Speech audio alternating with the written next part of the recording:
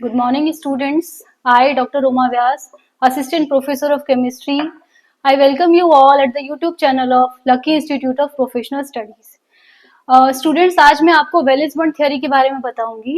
ये आपके first semester का टॉपिक है और वैलेंस बॉन्ड थ्योरी एक बहुत ही इनिशियल थ्योरी है इनऑर्गेनिक केमिस्ट्री की, यानी कि अणुओं में बंधन को सबसे पहले जिस सिद्धांत द्वारा समझाया गया वो था संयोजकता बंध सिद्धांत।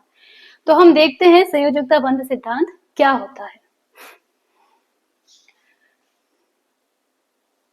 संयोजकता बंध सिद्धांत 1927 में हिटलर तथा लंदन द्वारा दिया गया और फर्दर स्लेटर व पॉलिंग द्वारा इसमें करेक्शन किया गया।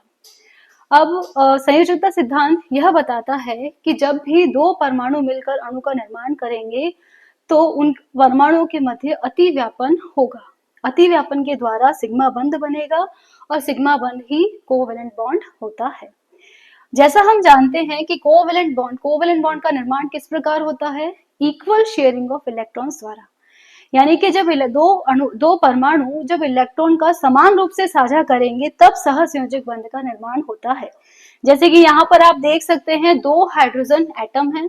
अब ये इस हाइड्रोजन का इलेक्ट्रॉन और ये दूसरे वाले हाइड्रोजन का इलेक्ट्रॉन, दोनों ने समान संख्या में इलेक्ट्रॉन दिए तब जाके हाइड्रोजन अणु बना और ये इसके दोनों इलेक्ट्रॉन जो कि अब हाइड्रोजन अणु के इलेक्ट्रॉन कहलाएंगे। इसकी अवधारणाएं क्या क्या थी वैलेंस बॉन्ड थ्योरी की?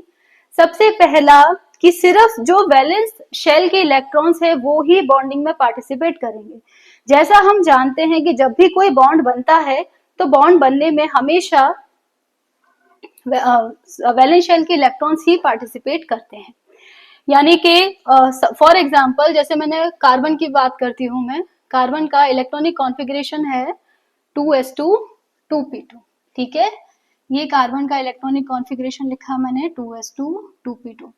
वैसे तो ओवरऑल अगर इसका इलेक्ट्रॉनिक कॉन्फ़िगरेशन देखा जाए तो वो होता है 1s2 2s2 2p2, लेकिन 1s ऑर्बिटल जो होता है वो आंतरिक कक्षक हो जाता है, इस वजह से 1s ऑर्बिटल कभी भी बॉन्डिंग में पार्टिसिपेट नहीं करेगा।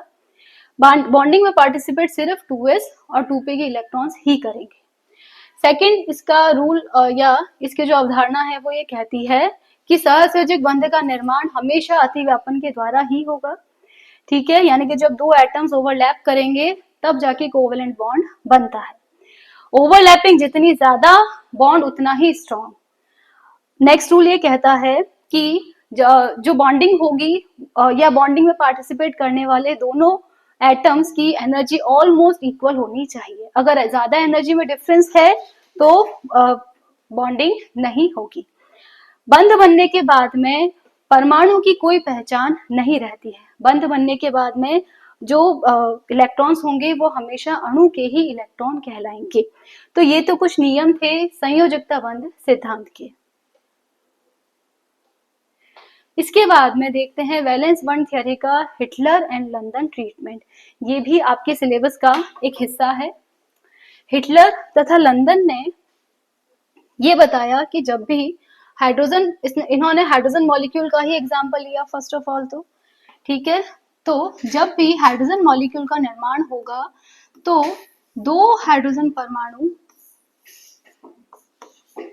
एक दूसरे की ओर अप्रोच करेंगे। जब दो हाइड्रोजन परमाणु एक दूसरे की ओर अप्रोच करते हैं तो उनके मध्य दो प्रकार के बल कार्य करते हैं, एक तो आकर्षण बल और दूसरा प्रतिकर्षण बल। आकर्षण बल और प्रतिकर्षण बल जब प्रतिसंतुलित होगा उस केस में ही या उस स्थिति में ही अतिव्यापन होगा और उस स्थिति में दोनों हाइड्रोजन और परमाणुओं के मध्य की जो दूरी है वो कहलाती है इनकी साम्यावस्था दूरी r0 और इसे हम बंध दूरी भी कहते हैं, यानी कि बॉन्ड लेंथ। फर्स्टली तो ये चीज हमने देखी। अब ये जैसे कि डायग्राम देखो, यहाँ पर ये दो हाइड्रोजन एटम हैं, ये दो हाइड्रोजन एटम अब जब एक दूसरे की तरफ अप्रोच करेंगे तो अट्रैक्शन फोर्स एक्ट करेगा। अब अट्रैक्शन फोर्स इनके बीच में लगेगा, इस प्रकार से इनकी पोटेंशियल एनर्जी डिक्रीज होगी और पोटेंशियल एनर्जी इनकी जब मिनिमम होगी उस केस में इनके बीच में अतिव्यापन होगा, ठीक है। प्रतिकर्षण की स्थिति में कभी भी अणुओं के मध्य अतिव्यापन नहीं होगा। और ये यहाँ पे देखिए ये दोनों एटम्स का ओवरलैपिंग यहाँ पर शो हो रहा है। यहाँ पर हिटलर तथा लंदन ने हाइड्रोजन की दो स्ट्रक्चर जो थी वो शो करी या अज्यूम करी। यहाँ पर देखिए स्ट्रक्चर फर्स्ट है 1Ha 2Hb और स्ट्रक्चर 2 है 2Ha 1Hb। ठीक है, अब इस ट्रीटमेंट में प्रत्येक मॉलिक्यूल को या प्रत्येक एटम को एक तरंग फलन की भांति माना गया। ठीक है, तो स्ट्रक्चर 1 के लिए जो तरंग फलन दिया गया वो था psi1 और स्ट्रक्चर 2 के लिए जो तरंग फलन दिया गया वो था psi2। psi1 तथा psi2 दोनों तरंग फलन है और तरंग फलन का कॉम्बिनेशन हमेशा लीनियर कॉम्बिनेशन द्वारा होता है, यानी कि इनका रेखिक संयोजन, जिसके अंदर दोनों तरंग फलनों को एक बार हम ऐड करते हैं और एक बार इनका सब्सट्रैक्शन किया जाता है। यहाँ पर देखिए दोनों तरंग फलनों को जोड़ने के लिए इनका जो क्या कहते हैं सम ऑफ वेव फंक्शन दिया गया है साई, और साई का वैल्यू हो जाएगा C1 psi1 plus C2 psi2। इस प्रकार से जब तरंग फलनों को जोड़ा जाता है रेखीय संयोजन विधि द्वारा तो हमें दो तरह के तरंग फलन प्राप्त होते हैं। पहला तो सिमेट्रिक वेव फंक्शन और दूसरा anti symmetric wave function. Symmetric wave function में दोनों तरंग फलन जुड़े रहते हैं या दोनों तरंग फलनों का योग होता है, और एंटी सिमेट्रिक में दोनों का सब्सट्रैक्शन किया जाता है। ठीक है, तो इस प्रकार से जो सिमेट्रिक वेव फंक्शन हमें प्राप्त होता है वह कहलाता है सममित संयोजन। ठीक है, और जब इन दोनों का सब्सट्रैक्शन किया जाता है तो हमें प्राप्त होता है एंटी सिमेट्रिक कॉम्बिनेशन या असममित संयोजन। अब इन दोनों में से ज्यादा फेवरेबल कौन सा होता है या ज्यादा अनुकूल कौन सा होता है वो देखते हैं। जब सिमेट्रिक कॉम्बिनेशन होगा तो इस केस में दोनों इलेक्ट्रॉन एक दूसरे से विपरीत चक्रण लिए हुए होते हैं। ठीक है, जब सिमेट्रिक कॉम्बिनेशन होगा तो इलेक्ट्रॉन्स का अरेंजमेंट कुछ इस प्रकार होगा, और जब एंटी सिमेट्रिक कॉम्बिनेशन होगा तो इलेक्ट्रॉन्स का अरेंजमेंट कुछ इस प्रकार होगा। तो स्टूडेंट्स आप खुद सोच सकते हैं कि कौन सा इलेक्ट्रॉन की व्यवस्था ज्यादा स्थायी होती है।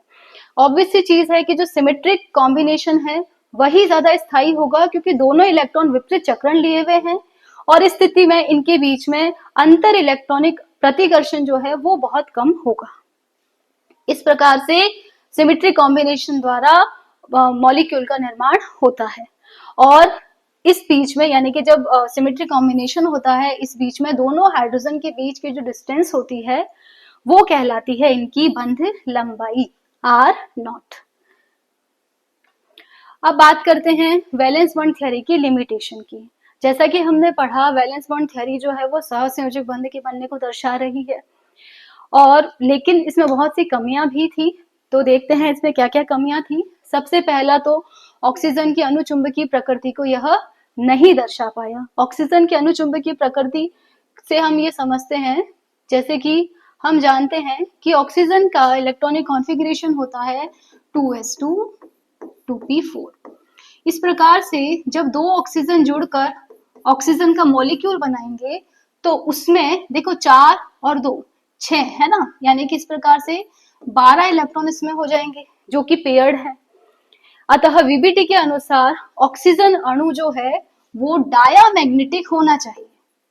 डायामैग्नेटिक से हम क्या समझते हैं, प्रतिचुंबकीय, जिन्हें चुंबकीय क्षेत्र में रखने पर वे चुंबकीय बल रेखाओं को प्रतिकर्षित करें, है ना। तो वीबीटी के अकॉर्डिंग तो ऑक्सीजन मॉलिक्यूल जो है वो डायामैग्नेटिक होना चाहिए, लेकिन एक्सपेरिमेंटली ये प्रूफ हो गया कि ऑक्सीजन जो है वो पैरामैग्नेटिक होता है। तो ये वीबीटी एक्सप्लेन नहीं कर पाई। अणुओं के चुंबकीय गुण जो मैग्नेटिक प्रॉपर्टीज होती हैं वो भी वीबीटी द्वारा नहीं समझा पाए। कार्बन मोनोऑक्साइड और नाइट्रोजन के अतिरिक्त स्थायित्व को ये नहीं समझा पाया कि इनमें ट्रिपल बॉन्ड होता है, इनमें जो पाई बॉन्डिंग होता है, ये भी वीबीटी नहीं समझा पाई। इसी प्रकार से विषम इलेक्ट्रॉन अणुओं का निर्माण किस प्रकार होता है? बहुत से मॉलिक्यूल ऐसे होते हैं जिनमें की total number of electrons odd number में होते हैं, विषम संख्या में होते हैं, उसके बावजूद वे प्रकृति में एग्जिस्ट करते हैं, उनका एग्जिस्टेंस होता है नेचर में, है ना। तो वो इन मॉलिक्यूल के बारे में भी वीबीटी एक्सप्लेन नहीं कर पाई।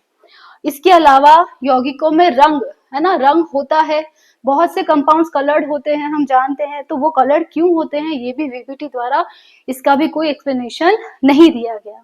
तो ये थी वीबीटी की कुछ कमियां। इसके बाद में हम देखेंगे directional bond, directional characters of covalent bond. सहसंयोजक बंध में दिशात्मक गुण होते हैं, क्योंकि सहसंयोजक बंध जनरली जैसे कि s s, s p, p p, इन ऑर्बिटल्स के मध्य कोवेलेंट बॉन्ड बन सकता है। और इनकी अगर डायरेक्शनल कैरेक्टर की बात करें तो कोवेलेंट बॉन्ड दो तरह के होते हैं, सिग्मा बॉन्ड और पाई बॉन्ड। अब सिग्मा बॉन्ड और पाई बॉन्ड में बेसिक डिफरेंस ये है कि सिग्मा बॉन्ड तो बनेगा सम अक्षीय अतिव्यापन से। सिग्मा बॉन्ड हमेशा ऑर्बिटल्स के हेड टू हेड या इनके एक्सियल ओवरलैपिंग द्वारा बनता है। ये देखिए जैसा यहाँ लिखा हुआ है, हेड टू हेड या इनके अक्षीय अतिव्यापन द्वारा बनता है। और अगर हम पाई बॉन्ड की बात करें तो पाई बॉन्ड ऑलवेज कोलेटरल यानी कि इनके समपार्श्वीय अतिव्यापन द्वारा बनता है। सिग्मा बॉन्ड हमेशा जो संकरित कक्षक है उनके द्वारा बनता है। पाई बॉन्ड हमेशा जो अनहाइब्रिड यानी कि जो असंकरित कक्षक है, अर्थात वे कक्षक जिन्होंने संकरण में भाग ही नहीं लिया है ना, संकरण के बाद जो बचे हुए ऑर्बिटल्स होते हैं वो कोलेटरल ओवरलैपिंग द्वारा पाई बॉन्ड का निर्माण करते हैं। ये देखिए, ये सिग्मा बॉन्ड में ये एस एस का एग्जाम्पल और ये पी पी का एग्जाम्पल। इसी तरह से एस और पी ऑर्बिटल भी सिग्मा बॉन्डिंग शो कर सकते हैं। ये पाई बॉन्ड में देखो, एक तो हमने BF3 का एग्जाम्पल ले लिया और एक SO2 का। अब इन दोनों में क्या डिफरेंस है? तो बोरोन का p ऑर्बिटल जब फ्लोरीन के अनहाइब्रिड p ऑर्बिटल के साथ में कोलेटरल ओवरलैपिंग शो करेगा तो यहाँ पर पाई बॉन्ड बनता है ना। अब इसका भी p ऑर्बिटल, इसका भी p ऑर्बिटल, इसीलिए ये कहलाता है p पाई बॉन्ड।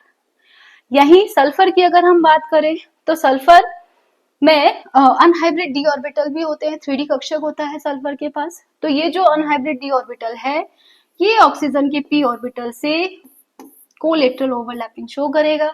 इस प्रकार जो बॉन्ड बनता है वो कहलाता है डी पाई p पाई बॉन्ड।